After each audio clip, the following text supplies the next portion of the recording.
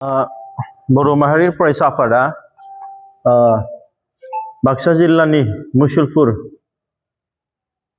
नि cultural complex बेयावहाय दिनै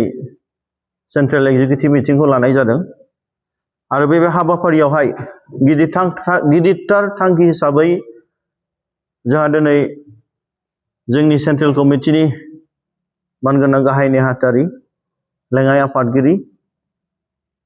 एसिस्टेंट जनरल सेक्रेटारि मानगोनां बुंथिगिरि स्पिकार मानगोनां एजुकेशन सेक्रेटारि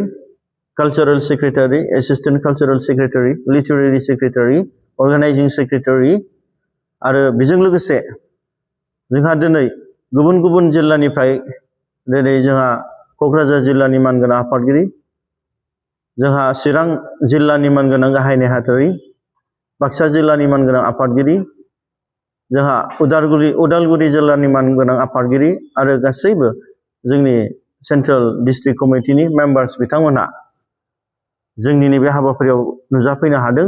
आरो बे हाबाफारिनि गेजेराव गोबां जों इस्यु जों सावरायदों। गिबियावनो जोंहा जिहेतु बर' माहारियारि फरायसा आफादनि जोंहा सानै बोसोनगिरि दंमोन आरो बे बोसोनगिरिखौ जोंनि दिनैनि सेंट्रेल एक्जिकिउटिव मिटिं नैबे मसलपुर कालचारेल कमप्लेक्सआव जिहेतु आफादनिफ्राय बिथांमोनखौ जोङो दिनै रिलिज होनाय जाबाय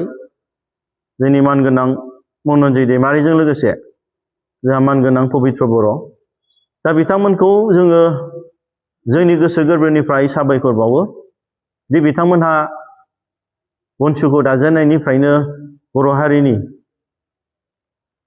देरसिन सिमां आलादा रायजो सोरजिनायखौ मावफुंनो थाखाय बिथांमोना जोंखौ सहाय होबोदों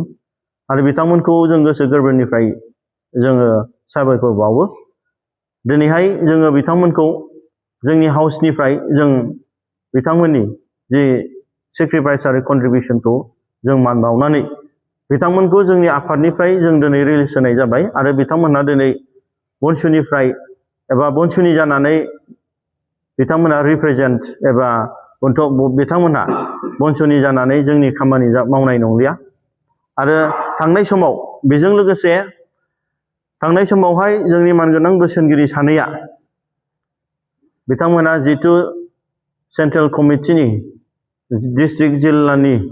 जितु सेंट्रेल कमिटि बनसुनि कनसेन्ट गैयालासिनो जिहेतु मोनसे इनचार्ज हिसाबै दादोंमोन आरो बे इनचार्ज होननायखौबो दिनै जोंनि हाउसआव डिजल्भ खालामनाय जाबाय आरो जाय बिथांमोनहा इनचार्ज मोनदोंमोन बिथांमोनहाबो आस इट इज जिहेतु जोंहा सेंट्रेल बनसुनि एक्जिकिउटिभ मिटिंआव डिसिसन लानाय बादि जिहेतु बिथांमोना जि पस्टआव दंमोन बे पस्टआवनो थानानै बनसुनि बिबानखौ मावलांथोंसै आरो बनसुनि जि टारगेट आलादा रायजो सोरजिनायाव दिनै बिथांमोना मावफिनथोंसै होननानै जोंनि बे हाउसआव जों डिसिसन लानाय जाबाय आरो बे नैथि हाबाफारि हिसाबै जोंनि बर' माहारि फरायसा आफादा जोंनि बर'फोरनि देरसिन सिमां आलादा रायजो सोरजिनाय बड'लेण्ड सेपारेट स्टेट बर' हारिनि थामोनथा रैखाथिनि थाखाय जे जों जोनोम मोनदों दा जोंहा दिनै बोसोरफ्रामबो बनसुआ जोनोम मोननायनि गेजेराव बर' हारिनि देरसिन सिमां आलादा रायजो बड'लेण्ड सेपारेट स्टेट बेखौ जों फोथांनानै लाखिनो थाखाय आरो बेखौ जों मोनफुंनो थाखाय आरो मुंख्लंफोरनि जे आद्रा थानाय सिमांखौ जों मोगथां महर होनो थाखाय जों दिनै नांबोबाय थादों। एबारबो जिहेथु जोंहा डिसेम्बर दाननि 1 थारिखनिफ्राय 19 थारिखसिम जि पार्लियामेन्ट सेसन जागोन बे पार्लियामेन्ट सेसनाव जोङो दिनै आलादा रायजो सोरजिनायखौ जोङो गोख्रों भाबै जों बाहागो लानो थाखाय जों दिनै फाइनाल डिसिसन लाबाय आरो फैगौ डिसेम्बर दाननि 18 थारिख दानावहाय जोंनि धरना दिल्लीयावहाय जन्तर मन्तराव बे जानो थांसिगोन आरो बे दिनै फाइनाल मोनसे डिसिसनाव फैबाय। दा जों मोनफ्रोमबो जोंनि जिल्लानि आरो सेंट्रेल कमिटिनि दैदेनगिरि बर' माहारियारि फरायसा आफादजों लोगोसे साफ्रोमबो जोंनि गेदेमा रायजो राजा जोंनि बर' हारिखौ मोजां मोनग्रा साफ्रोमनिसिमबो जोंनि अननाय आरो सिबिनायखौ जोंनि जि थांखि दं बे थांखिखौ जाफुंसार होनो थाखाय आशीर्बाद हरगोन होननानै आं आसा खालामनाय थाबाय आरो बेजों लोगोसे जोंनि बर' माहारियारि फरायसा आफादा फैबाय थानाय समाव जि बर' हारिनि देरसिन सिमां आलादा रायजो सेपारेट स्टेट बड'लेण्डखौ जाफुंसार होनायाव जों गोख्रों भाबै जों आवगायलांगोन आरो जोंनि जे डिमान्ड बे डिमान्डखौ एबा जों हाबसिननिफ्राय हामसिन जोंनि टारगेटखौ सहैनो थाखाय जों दिनै आवगायलांगोन बर' माहारियारि फरायसा आफादा जे 6टा जनजाति बिथांमोननो जि एसटि डिमान्ड बे डिमान्डनि सायावहाय जि क्लेरिफिकेशन बिदों बेनि क्लेरिफिकेशनाव बनसुनि स्टेन्डआ क्लियार आरो जाय समावहाय कुनु बर' आफादफ्रा बिनि सायाव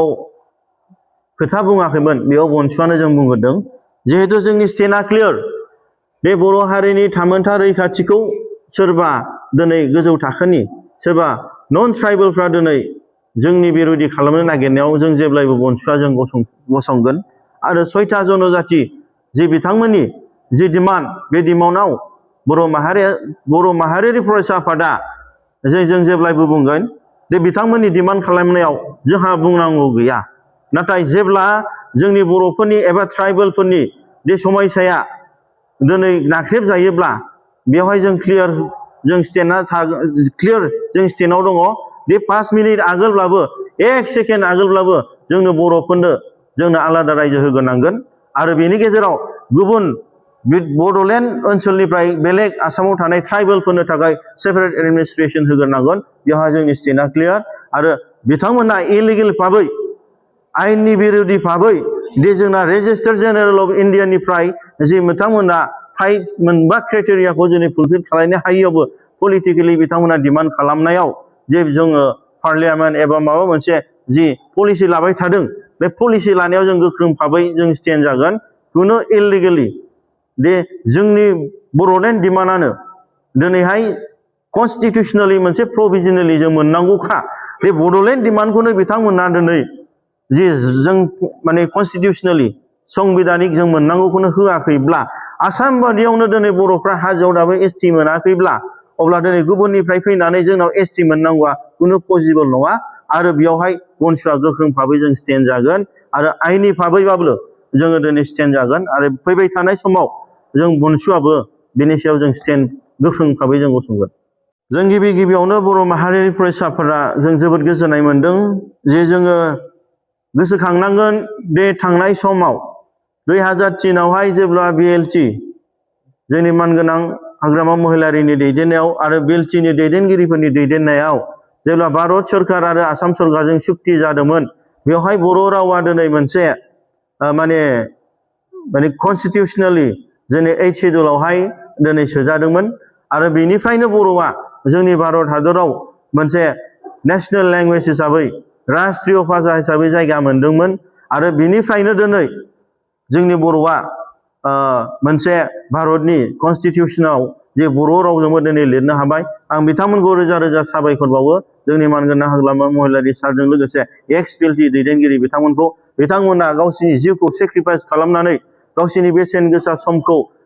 सेक्रिफाइस खालामनानै दिनै गोबां मुंख्लं जानायनि गेजेराव दिनै बिथांमोना दे बर' रावखौ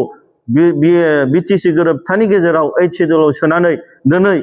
नेशनेल लेंगुवेज बानायनायजों लोगोसे बिथांमोना दिनै कनस्टिटिउसनावबो बर' रावजों ट्रेन्सलेसन होनो हानायनि थाखाय भारत सरकारखौ बर' माहारि फरायसाफोरा बिथांमोननिसिम रोजा रोजा साबायखर बावो